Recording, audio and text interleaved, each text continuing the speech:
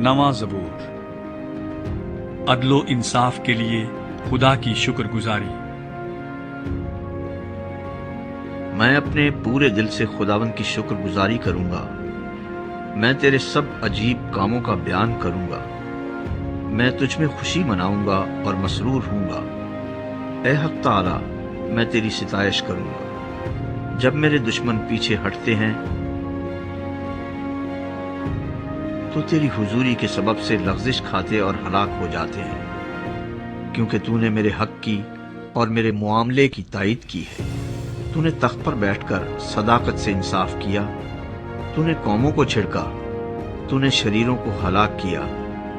तूने उनका नाम अब्दुल आबाद के लिए मिटा डाला है। दुश्मन तमाम हुए, वो हमेशा के लिए बर्बाद हो गए, और जिन शहरों को तूने ढा दिया उनकी यादगार तक मिट गई।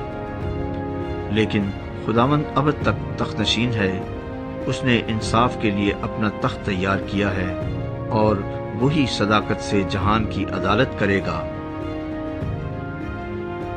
वो रास्ती से कौमों का इंसाफ करेगा। खुदावंद मजलूमों के लिए ऊंचा बुर्ज होगा, मुसीबत के अय्याम में ऊंचा बुर्ज।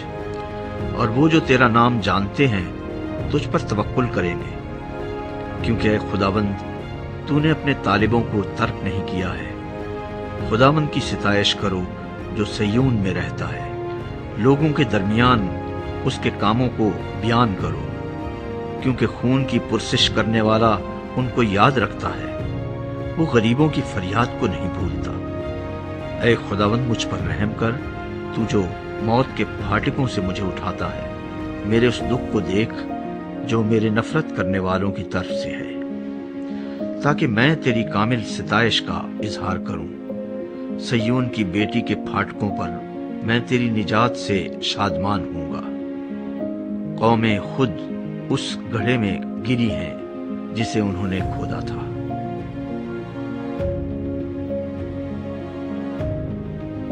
जो जाल उन्होंने लगाया था उसमें उन्हीं का पांव फंसा।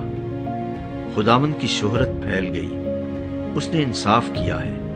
शरीर अपने ही हाथ के कामों में फंस गया है। शरीर पाताल में जाएंगे, यानी वो सब कौमें जो खुदा को भूल जाती हैं, क्योंकि मिस्कीन सदा भूले बिसरे ना रहेंगे, ना गरीबों की उम्मीद हमेशा के लिए टूटेगी।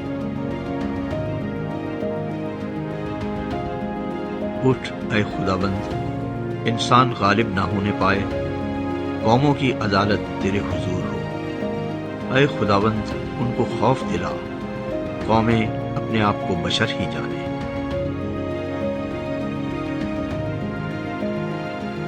आमीन।